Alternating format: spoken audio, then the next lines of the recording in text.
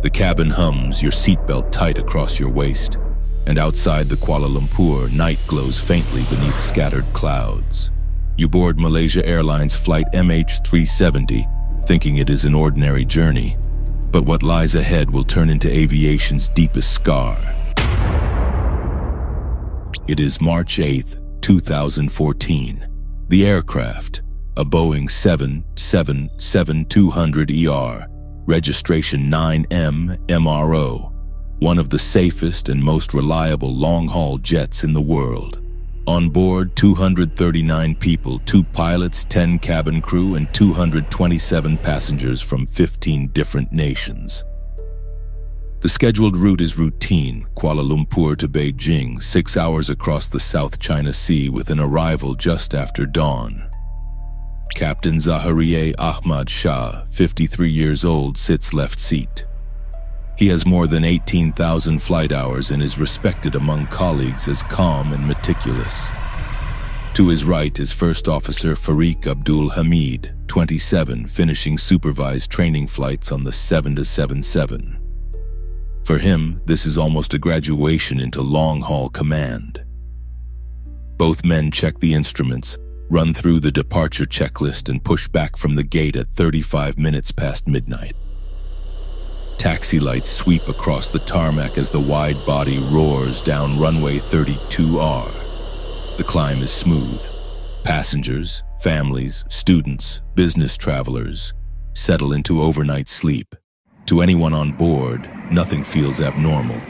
Flight attendants begin serving drinks, the soft cabin glow easing travelers into drowsy silence. The 777 reaches cruising altitude 35,000 feet. Radio calls confirm smooth handoffs between Malaysian controllers. The flight path arcs northeast over the Gulf of Thailand, a well-traveled airway. On radar screens, MH370 is just another green blip moving steadily toward its destination. But in less than an hour, that blip will vanish. Somewhere in the quiet darkness above the South China Sea, the journey will slip into the unknown, and the world will begin asking questions it still cannot answer. The night sky feels endless, but controllers in Kuala Lumpur notice small details that begin to gnaw at their focus. At 1:19 a.m., just after passing the Malaysian coastline into the South China Sea, Captain Zahari's calm voice transmits a final phrase. "Good night, Malaysian 370.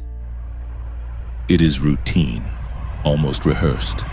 Yet just 2 minutes later, the transponder, the device that broadcasts the plane's identity and altitude, falls silent.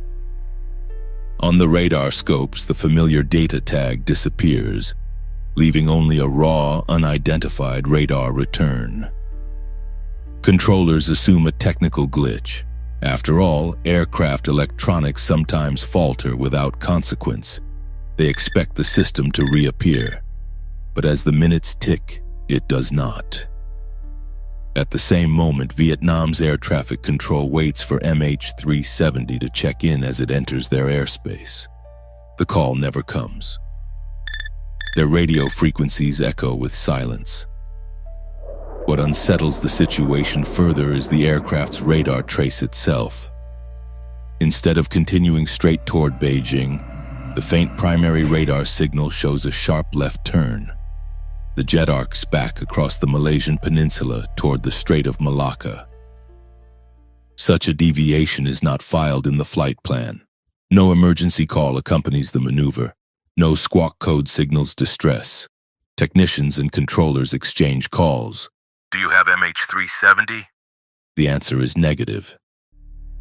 In Vietnam, in Kuala Lumpur, confusion grows.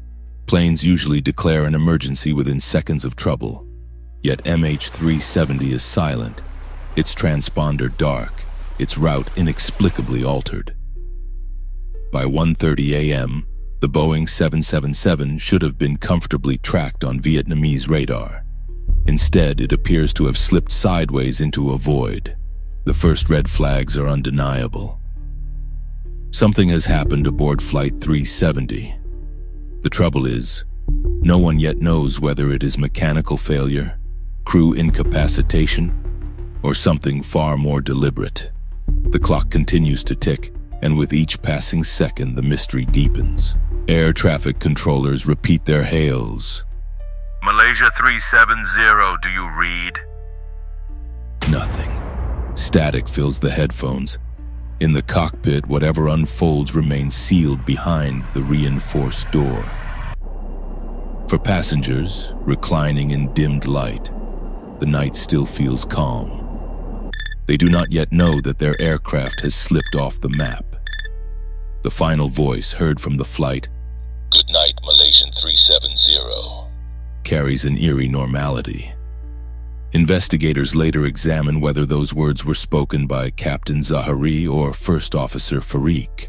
The difference matters because after that sign-off, no verifiable cockpit communication follows. The sudden silence is chilling. Malaysian controllers attempt contact through neighboring frequencies. Ho Chi Minh Center in Vietnam repeatedly calls, their accents rising with unease. Malaysia 370, please acknowledge. Their words vanish into the ether. Even other aircraft nearby are asked to relay messages. One pilot reports hearing a faint, mumbled transmission, but the sound is distorted, almost ghost-like, impossible to confirm. Inside the cabin, flight attendants move quietly among sleeping passengers. Parents cradle children. Businessmen scroll through laptops. If anyone notices a subtle turn of the aircraft, it is likely dismissed as routine navigation. A 6-hour night flight often shifts headings. No one suspects their journey has gone completely off script. For the crew, procedure demands action, loss of transponder, loss of contact. Standard checklists should be running, yet no emergency squawk is ever sent. No mayday. The silence from the cockpit becomes its own alarm. Controllers grow restless, shifting in their seats, their screens missing the reassuring symbol of MH370. The drama is invisible to those on board. To them, the night sky stretches endless and calm. But outside, on radar scopes and in ATC headsets, unease builds into dread. MH370 is airborne but no longer accounted for. The voices meant to guide it through the dark are calling into nothing. The moment of truth arrives like a slow bleed rather than an explosion. At 1:37 a.m., automated data bursts from the aircraft's ACAR system, the digital link transmitting engine and performance information. Cease without explanation. Within minutes, the Boeing 777 is no longer just off course. It is effectively invisible to civilian radar. The only eyes that still glimpse it belong to military defense systems tracking faint echoes as the plane bends westward. What those radar returns show is disturbing. MH370 does not descend in distress. Instead, it climbs, sometimes nearing 45,000 feet before dropping to irregular altitudes. It turns sharply north, then west, crossing the Malaysian peninsula in darkness. At 2:22 a.m., military radar loses it near the edge of the Strait of Malacca. Beyond that, only satellites keep whispers of its presence alive.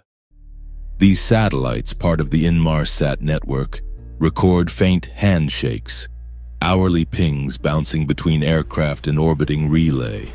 The pattern suggests the jet kept flying for nearly 7 more hours after its last radar contact. Each ping traces a possible arc across the Indian Ocean. As investigators later calculate, the final arc stretches into remote waters west of Australia, one of the most isolated places on Earth. Imagine the silence inside that cabin. If oxygen had been lost, passengers may have slipped into unconsciousness within minutes. The cabin dark, the hum of engines the last lullaby. If control was deliberate, the pilots maintained their secret course without a single word to the world outside. The climax is not fire nor crash on land, but a plane vanishing into an ocean larger than comprehension. At 8:19 a.m., one final satellite ping whispers, then stops forever. No distress call, no wreckage in sight, just silence. The kind that chills your bones because it leaves no answers, only questions. Dawn breaks over the South China Sea, but the radar scopes still glow empty. Families waiting in Beijing scan arrivals boards that never update. Hours later, Malaysia Airlines issues a haunting statement. We have lost contact with flight MH370. The search begins with urgency. Dozens of ships and aircraft sweeping the Gulf of Thailand. But as days stretch into weeks, the focus shifts. First to the Malacca Strait, then far into the southern Indian Ocean following those faint satellite arcs. For years, teams combed the ocean floor with sonar, deep-sea drones, and vessels capable of mapping trenches 3 miles below. Nothing. Only in 2015 do fragments begin to wash ashore. First a flaperon on Réunion Island, then other pieces scattered along the coastlines of Madagascar, Mozambique, and Tanzania. Each barnacle-encrusted shard whispers confirmation. The 777 met the sea, though its grave lies hidden. Theories multiply. A catastrophic fire? A sudden decompression leaving the crew unconscious while the jet flew on autopilot until fuel ran dry? Or more chillingly, deliberate diversion by someone in the cockpit? Investigators pore over flight simulators, maintenance logs, and the pilots' personal lives, but no conclusion withstands the silence of the black boxes still unrecovered. For families of the 239 aboard, closure remains out of reach. Vigils turn to anniversaries, grief to exhaustion. Their loved ones' names hover in limbo, carved into marble memorials yet absent of final resting place. Aviation authorities stress the lessons learned: better tracking, stronger international coordination, new satellite monitoring, but the void of MH370 endures. And so the story ends not with resolution but with echo, a flight that lifted smoothly into a calm night sky, only to slip into the vast unknown. Whenever I close my eyes, I imagine the stillness of that final ocean resting place, an unsolved chapter suspended between memory and mystery. The ocean keeps its secrets, and MH370 drifts within them, reminding us silence can be the loudest terror of all. Another Malaysia Airlines flight that suffered a tragic end was MH17.